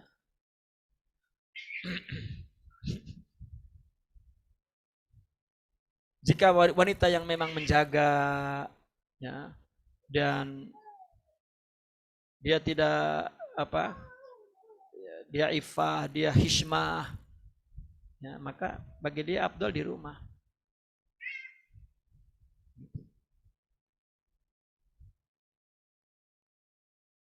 Jadi bukan mutlak abdol itu. Ya, lebih kepada saksiat, amakin, dan azminah. Waktu, tempat, dan pribadi seseorang. Wallahu a'lam. Itulah saya, ini bukan kata saya pun, saya membaca juga ulama memahaminya begitu. Ya. Karena kamu tidak boleh sholat di masjid, sholat di rumah. Setelah sholat di rumah dia pergi ke mall. Ya, malam-malam pula di mall, mak. Ya. Makanya lebih baik jangan ke mall, cukup di Shopee saja. Ya, itu abdol. Ya, abdol mana belanja di Shopee itu belanja di mall. Ya, ya Shopee sampai pagi boleh, pukul 3 pagi pun boleh. Ya. Jika orang belanjanya di Shopee maka abdol di rumah. Tapi jika orang selalu beli-beli barang pergi ke mall, abdol di masjid untuk dia tuh. Ya. Itu perkara fikih ya, fikul aulawiyat, memahami mana priority.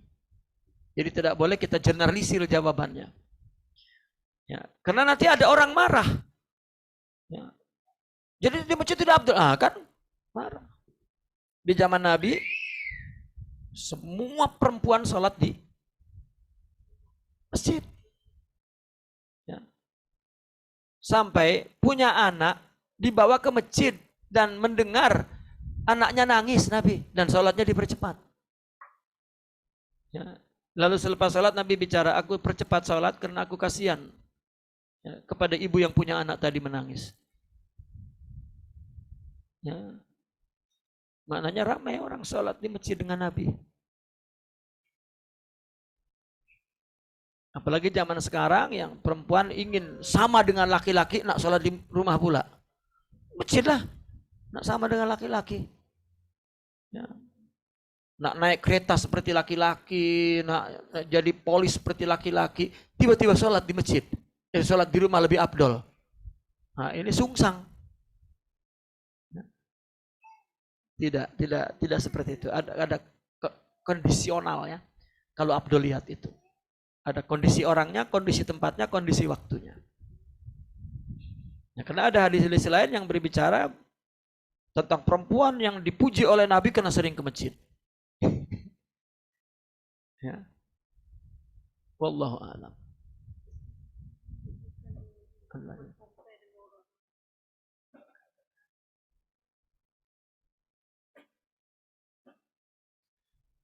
Namun ya ada saudara-saudara kita yang memahami ini setelah terlek, mungkin kalau dengar pendapat ini, habis saya dicaci itu.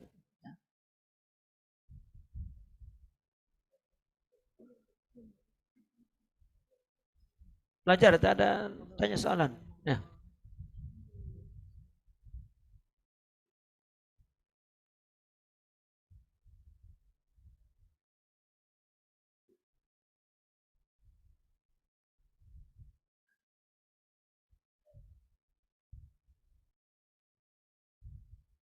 Apanya sih Bu? Oh, mak ayahnya sibuk.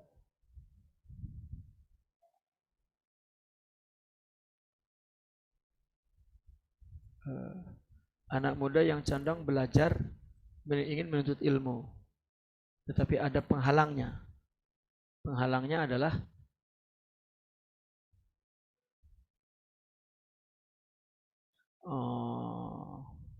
tak payahlah dengan bapak, pergilah sendiri. Kalau untuk ilmu, jangankan laki-laki, perempuan pun pergi kemana-mana. Sekarang orang pergi ke Kairo belajar perempuan tanpa muhrim. Kalau bicara tentang fikih mesti pakai muhrim. Tetapi oleh usul fikih juga dibolehkan. Kenapa? Karena di pesawat, dalam kapal tidak sendiri. Mungkin dia duduk dengan laki-laki lain. Fikih masih Islam masih tasamuh. Ya, karena Islam itu lebih luas dari situasi apapun. Gitu. Ya, jadi tidak ada sesuatu yang dilakukan ya secara terpaksa, tidak ada. Islam lebih longgar, ya, lebih longgar dari berbagai keadaan peristiwa yang terjadi di dunia ini. Ya. Maka dipahami, maka itu sebab ada fikih, ada usul fikih, ada pemahaman usul fikih. Kalau letterlek, tak ada yang orang pergi belajar ke Kairo, karena di sana dengan siapa? Muhrimnya tak ada. Ya. Maka ada saja ulama fikih mengatakan jika ada sekelompok perempuan ramai maka boleh. Jika berada di tengah laki-laki aman maka boleh. Contoh di zaman Nabi, perempuan-perempuan di zaman Nabi, gadis-gadis tak keluar rumah. Tapi bila Nabi datang ke kampung itu, perempuan gadis semua keluar. Ya, dan berlari-lari. Ya, dan suaranya keluar. Ya. Kenapa? Karena kehadiran Nabi akan membuat anak-anak muda pun yang hatinya katakan ada penyakitnya untuk melihat perempuan, mungkin dengan kehadiran Nabi maka hatinya menjadi tunduk, tidak sempat untuk ya, mengganggu perempuan itu. Jadi kan ini jadi dalil nih secara usul fikih nanti. Ini diganti oleh situasi yang aman. Kan bukan masalah kehadiran Nabi, tapi keamanan karena kehadiran Nabi. Maka keamanannya inilah dijadikan elat. Gitu. Ya. Jadi kalau memang untuk mengaji tak perlu dengan orang tua. Ayah izin. Ya. Mengajilah. Ya. Pergi bermain dengan kawan tak perlu bawa orang tua. Pergi hiking ke gunung, ya. Nak dibawa juga orang tua.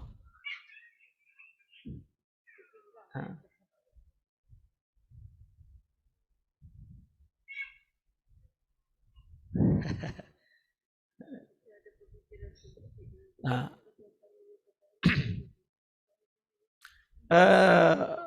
pertanyaan itu kan, persoalan itu, soal itu bukan berdasarkan sebetulnya, bukan berdasarkan soal, tetapi berdasarkan yang menyoal. Saya jawab berdasarkan soal. Anak muda yang nak mengaji tapi ada halangan, nak mengaji, ini kan berdasarkan soal.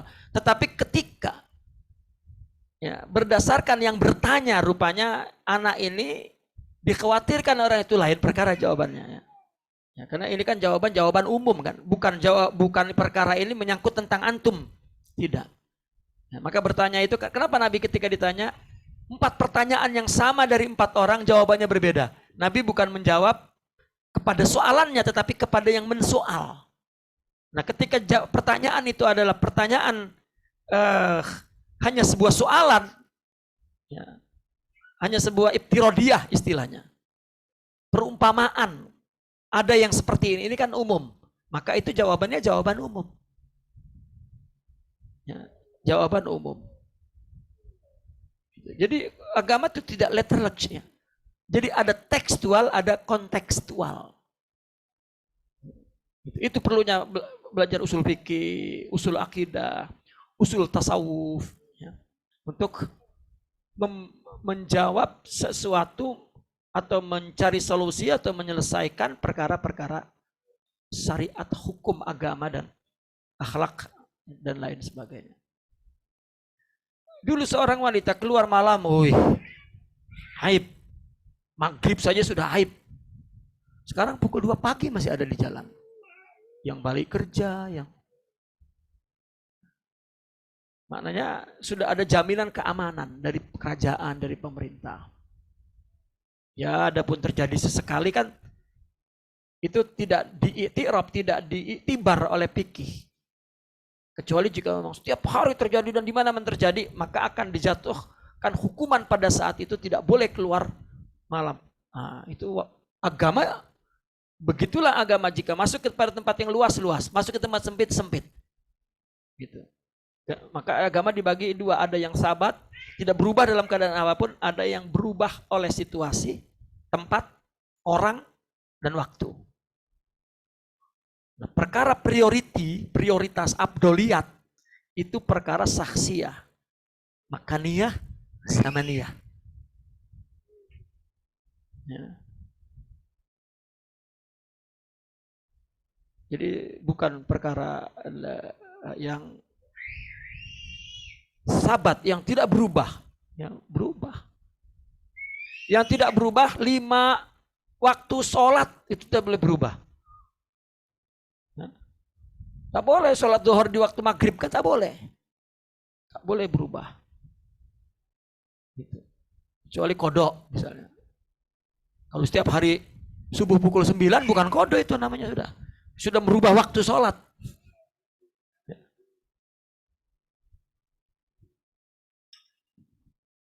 Nah, ada yang tidak berubah. Allah satu, tidak boleh berubah. Sabar tidak boleh berubah. Oh tak, kalau situasi yang tertentu sabar tidak berlaku, tak, tetap berlaku. Wallahu a'lam. Ada lagi? Belajar.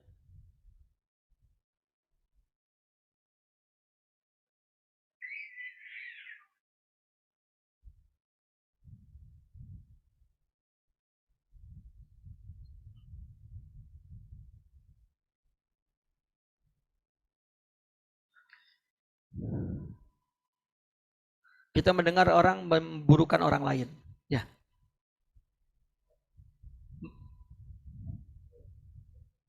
Gibah lah.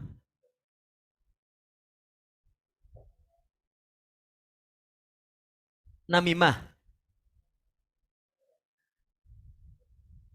Ya gibah lah, gibah namanya. Oh, mengadukan orang. Terus?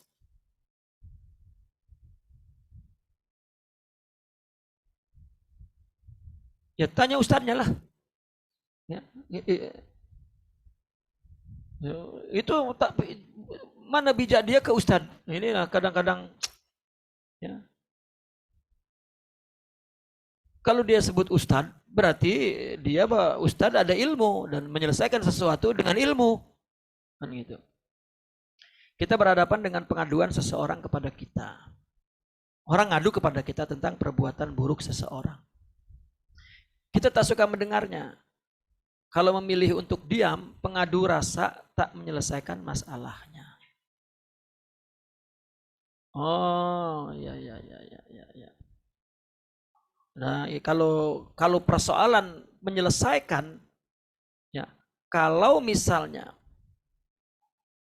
kita jawab, kita bicara, ya, selesai tidak, kan gitu. Kalau memang tidak selesai, maka diam afdal. Ya, kalau memang, karena ini yang dipertanya itu pada titik menyelesaikan masalah atau tidak. Kalau kita menerima pengaduan orang kepada kita, kalau kita memang tidak mampu menyelesaikan masalah, diam lebih afdal. Ya. Tapi kalau kita mampu menyelesaikan, makanya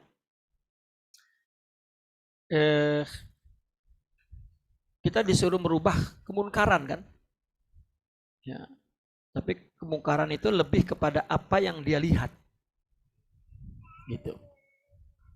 Ya. Kalau apa yang kita dengar, kalau dia memburukan orang, ya, misalnya orang mengadu, orang itu jahat kepada saya, bagaimana Ustadz? Gitu. maka kan berarti memburukan orang. Orang itu mengata kepada saya buruk, orang itu bla bla bla. Itu kalau itu persoalannya, saya memahaminya seperti itu contohnya. Misalnya saya datang kepada antum memberitahu bahwa Anis sering mengatas saya, menghina saya kan gitu. Dan minta solusi. Sebetulnya solusinya bukan bicara tentang Anis. Bicara tentang kamu yang dihina oleh orang mesti sabar itu. Ya. Ya kan ini si pengadu rasa tak menyelesaikan masalahnya, berarti kan masalah dia. Jadi bukan perkara yang orang yang diadukannya, perkara yang mengadu ini. Ya.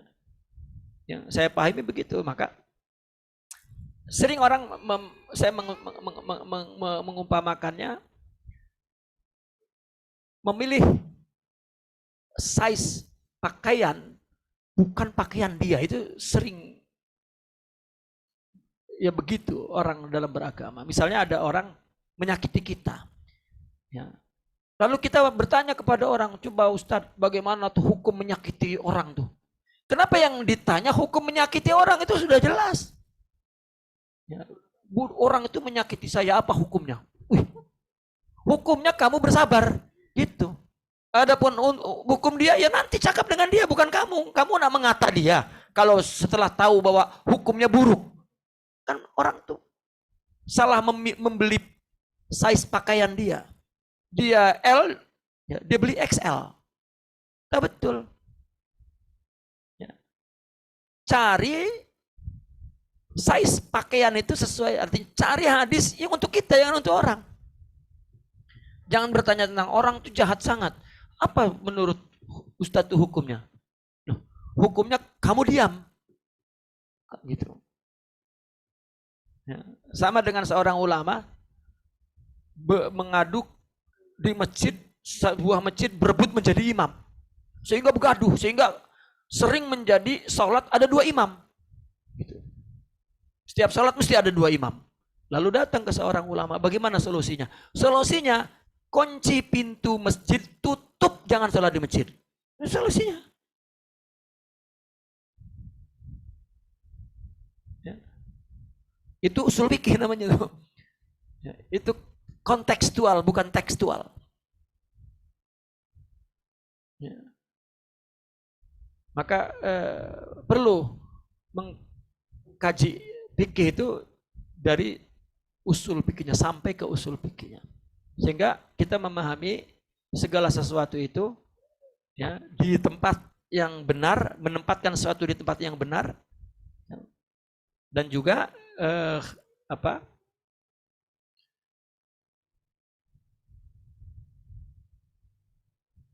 memilih dalil yang tepat untuk orang yang tepat. Kalau tidak, nah, dia akan mengatakan sikut pun lutut. Padahal sikut bukan lutut. Apa yang lancip-lancip, oh itu lutut. Bukan, ada sikut, ada lutut, ada punuk, ada bisul. Gitu. Ya. Itu tekstual namanya. Wallahu a'lam. Ada lagi?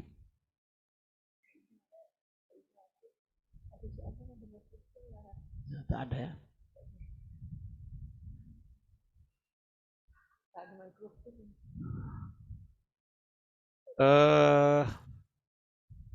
Ini kita memang Al-Fakir menukil dari beberapa kitab. Ya, karena ini adalah karya daripada Al-Fakir sebagai tradisi yang dilakukan oleh para ulama sejak dulu. Si pengarang kitab hendaklah memberi izin kepada orang yang telah mengajinya untuk dibaca, diamalkan, dan disampaikan kepada yang lain. Maka Al-Fakir mengizinkan dan mengijazahkan kitab ini, ya, ta'lib ini untuk antum baca, untuk amalkan, dan antum sampaikan kepada yang lain. Ajaztukum. Allahumma salli ala sayyidina Muhammadin wa ala alihi wa sahbihi wa barik wa sallim. Allahumma inna nas'aluka an tahqiqana bima 'allamtana wa 'allimna ma yanfa'una wa zidna ilman bi rahmatika ya arhamar rahimin. Allahumma innaka ta'lamu ma fi asrarina faqbal ma'dziratana wa ta'lamu ma fi anfusina faghfir lana dzunubana wa ta'lamu hajatana fa'tina sulana ya Allah. Allahumma alhimna rusdana wa a'idna min sururi anfusina wa akrimna bit taqwa jamila bil afiyah bi rahmatika ya arhamar rahimin. Rabbana la tuzigh qulubana ba'da idh hadaitana wa hab lana min ladunka rahmah innaka antal wahhab. Rabbana atina fid dunya hasanah wa fil akhirati hasanah wa qina adzabannar. Sallallahu alaihi wasallam Muhammadin wa ala alihi washabbihi wa baraka wa sallam. Alhamdulillahi rabbil alamin. Al-Fatihah.